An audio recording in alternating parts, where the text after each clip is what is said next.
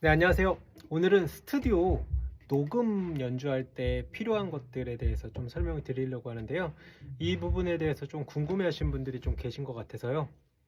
오늘 말씀을 드리자면, 스튜디오에서 이제 드럼 녹음을 할 때 여러 가지가 있어요. 뭐 필요한 것들도 많고, 어, 뭐 이제 다양한 이런 그 사운드를 녹음하는 방식들이 있지만 오늘은 드럼 녹음에 대해서만 조금 설명을 드릴게요.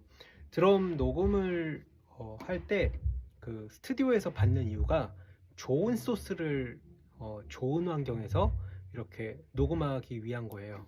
근데 이 지금 설명을 들으시는 분들은 대부분이 이제 드럼 뭐 앨범을 녹음하기 위해서 라이브로 연주를 하거나 아니면 이런 드럼 녹음 쪽에 좀 관심 있으신 분들이 좀 보시는 것 같은데요. 이 영상을 어, 제가 촬영하는 이유가 드럼을 라이브 연주할 때와 드럼 레코딩 연주할 때가 달라요.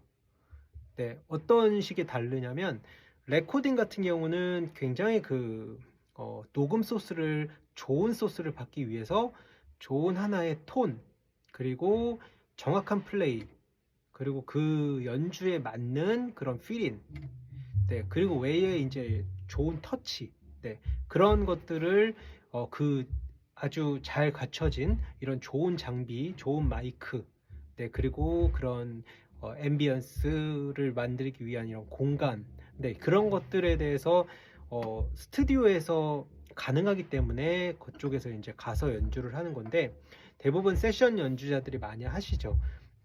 네, 그런데 이제 요즘은 가상악기나 이 컴퓨터, 네, 미디 환경이 너무나 잘 발달이 돼 있기 때문에 가상악기에 대한 소스가 너무 좋아요. 네, 그래서 뭐 컴퓨터로 미디로 찍거나 아니면 네, 그런 비슷한 환경에서 전자드럼으로 녹음하거나 하는데 드럼 녹음을 받는 것 라이브로 이런 어쿠스틱 드럼에서 받는 이유가 이 울림과 이런 터치감 그리고 거기에 대한 제가 예전에 설명드렸지만 다이나믹에 대한 이런 폭 그것에 대해서 이런 심벌 사운드나 이런 심벌에 대한 울림은 아무리 가상악기가 좋다고 하더라도 그런 이 라이브감의 느낌을 이런 질감 사운드 질감에 대해서 느낌을 내는 게 굉장히 어렵거든요. 그래서 뭐 댄스나 케이팝이나 이런 것들은 그 그런 베이스 댐핑감이나 뭔가 이렇게 쿵쿵거리는 이런 좀 증폭된 사운드를 만들기 어렵기 때문에 네, 대부분 미디로 이제 찍기도 하지만 다른 장르들 뭐 발라드나 아니면 뭐 어떤 그런 뭐 R&B 그리고 뭐 블루스 뭐 심지어 뭐 재즈 같은 경우는 당연하고요. 네, 그리고 뭐 밴드 사운드는 라이브로 직접 녹음을 많이 해요. 네, 그래서 그런 어, 실제로 라이브 느낌을 그대로 조금 더 좋은 환경에 좋은 소스를 받기 위해서 스튜디오 녹음을 하는 건데요. 이것을 그 어떻게 연주를 해야 뭐 좋은 드럼 연주가 되느냐 뭐 이렇게 좀 궁금해하시는 분들이 계신데 제일 중요한 건 드럼의 터치예요. 네, 터치와 물론 뭐 템포감, 메트로놈 틀어놓고 그 박자 띠띠띠띠 거리던 요 박자에 정확하게 치는 것도 되게 중요해요. 그 타이밍. 네, 그리고 네, 그리고 그 플레이에 대한 이 다이나믹부터 시작해서 여러 가지가 있지만 터치가 제대로 돼 있지 않으면 녹음하는 게 실제로 불가능하다고 생각하시면 돼요. 이유가 왜 그러냐면 이 스네어를 쳤을 때 그 톤이 예를 들자면 톤이 이렇게 나왔다가 갑자기 톤이 뭐 바뀌어가지고 이렇게 나왔다가 아니면 또 터치를 뭐 이런 데 쳐가지고 뭐 이렇게 나왔다가 네, 탐탐도 마찬가지고요. 뭐 여기 가운데 쳤다 뭐 그 다음 막 플레이 할 때는 또 갑자기 또 세게 쳤다 네, 뭐 심벌도 마찬가지고요. 소리가 다 달라요. 이쪽 소리, 여기 소리, 그리고 뭐 네, 탐탐 소리, 그 벨 소리 이런 게 다 다른데 이 연주할 때마다 이 위치가 바뀌고 탐탐 위치도 뭐 터치가 어떨 땐 세고 어떨 땐 그 약하고 그게 이제 그 타이밍이 어느 그 송폼의 구성이 아니라 계속 치면서 이제 톤이 바뀌거나 베이스도 크고 작고 하면 녹음하는 거는 불가능하다고 생각하시면 돼요. 이게 톤도 어느 정도 요즘은 악기가 좋아서 그 장비가 좋아져 갖고 이제 뭐 만지기도 할 수 있죠. 네, 그런데 그런 톤이 계속 바뀌면 불가능하다고 생각하시면 돼요. 이게 만지는 거에도 한계가 있고, 네, 그래서 내가 처음에 했었던 요 터치감이 그 의도에서 쭉 나가고, 어쩔 때는 터치감이 조금 약하게 뭐 가기도 하지만 기본적으로 톤이 바뀌면 안 돼요. 톤이 바뀌는 순간 사운드가 일정해질 수가 없어요. 네, 그러면 이런 부분들이 한 곡에서 녹음이 되지도 않을 뿐더러, 그리고 사운드도 정말 계속 변하기 때문에 엔지니어나 믹싱, 마스터링 할 때 굉장히 어려운, 네, 그런 환경에 있다는 것을 좀 말씀드리고요. 제가 처음에 말씀드렸지만 스튜디오에서 녹음하는 이유가 좋은 소스를 받기 위해서예요. 드럼의 좋은 소리. 네. 그리고 뭐 기타도 마찬가지고요. 베이스도 뭐 키보드도 보컬도 마찬가지고요. 그래서 다 스튜디오 환경에서 잘 갖춰진 아주 고가의 이런 마이크, 네, 그런 네, 그런 장비들을 사용해서 활용을 하는 건데, 실질적으로 연주 실력과 내 테크닉, 그리고 보컬로 얘기하면 뭐 피치, 뭐 톤, 뭐 그런 것들이 갖춰지지 않은 상태에서 녹음을 하는 경우가 많아요. 그렇게 되면 물론 녹음을 할 수 있지만 좋은 사운드를, 좋은 음악을 만들어낼 수가 없어요. 네, 그래서 요즘 홈 레코딩을 많이 하긴 한데, 집에서 하는 환경과 스튜디오에서 하는 환경이 많이 달라요. 네, 집에서는 아무래도 그 공간적인 한계가 있기 때문에 대부분 작게, 네, 아주 그 리미티드를, 그 사운드 볼륨 리미티드를 낮게 하죠.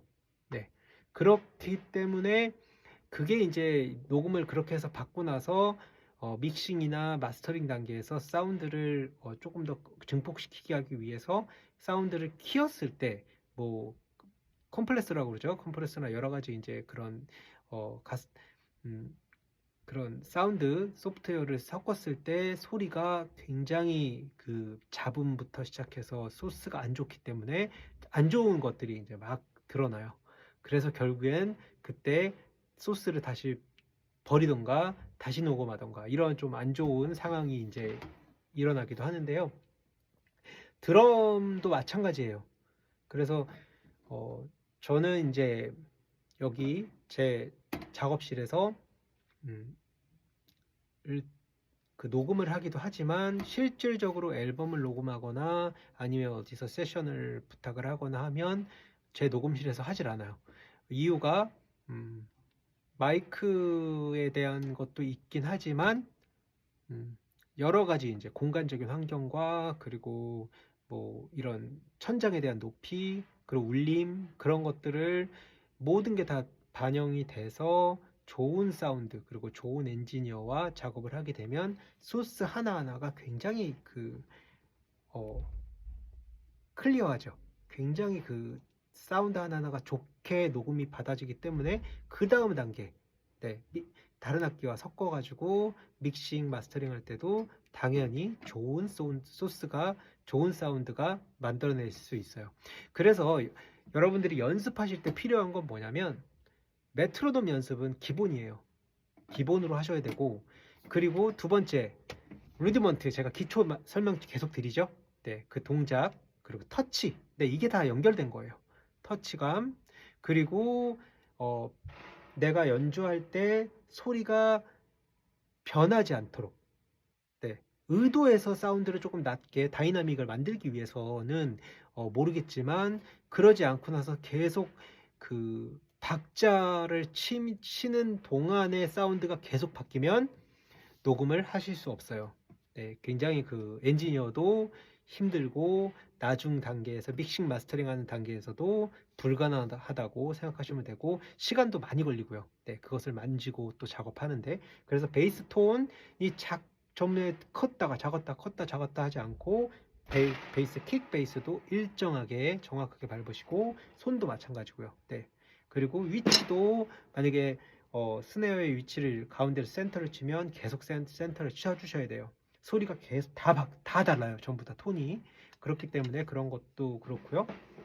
그리고 사운드를 낼 때 정확한 볼륨감으로 내가 그 타임 키핑을 해가면서 그 음악적으로 필인도 그냥 연습한 거 그냥 내가 이번에 해보겠다 해가지고 이렇게 필이 나는 게 아니라 그 음악에 맞게, 그리고 어느 부분에서 내가 이 부분에서는 드럼이 빠졌다가 어느 부분에서는 들어오고, 이게 이제 드럼 입장에서 가야 되는 게 아니라 그 멜로디, 예를 들면 피아노가 있다면 피아노, 뭐 기타, 아니면 보컬이 있다면 보컬 멜로디, 그런 멜로디를 전체적인 것을 다 반영을 해서 필인을 결정을 하고, 굳이 필인을 안 해도 되면 뭐 다른 악기가 그 필인을 한다던가, 그런 식으로 해서 밴드가 같이 어느 정도 잘 이렇게 합주를 해서 그런 앙상블에 대한 것을 최종적으로 드럼이 사운드를 만들어내고, 그것이 좋은 스튜디오에서 좋은 사운드로 좋은 마이크로 녹음을 하실 수 있는 거예요. 그래서 제가 이 설명을 드리는데요. 드럼 라이브 연주를 하는 건 물론 아주 재밌죠. 그냥 뭐 어디를 치건 뭐 어떤 식으로 치건 뭐 일단 사운드가 멋있게 나오면 되는 거니까. 그런데 스튜디오 녹음은 많이 달라요. 그래서 이것을 해보신 분들은 많이 잘 아시겠지만 궁금해 하시는 분들은 참고해 주시고요. 연습하실 때도 이런 것을 하기 위해서 제가 이전에 계속 기초 강의를 강조드리는 이유고요. 기초가 잘 되시거나 그 다이나믹 뭐 여러 가지 제가 계속 설명드리죠.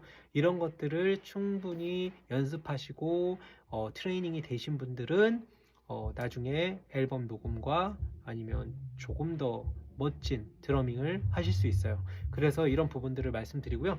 모든 거는 드럼은 결국에는 그냥 내가 막 그냥 재밌게 신나게 치는 것이, 물론 그것도 중요하지만 재밌게 하는 것도 정확하게, 그래서 다른 악기와 같이 합주를 하시고 싶어 하면 이런 부분, 제가 설명드리는 부분도 꼭 생각하셔서 연습하실 때 참고하시면 좋을 것 같습니다.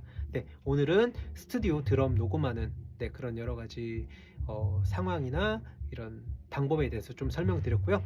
다음 시간에는 제가 또 다른 도움이 되실 만한 영상으로 찾아뵙겠습니다. 끝까지 시청해 주셔서 감사합니다. 저는 다음 시간에 찾아뵙겠습니다. 감사합니다.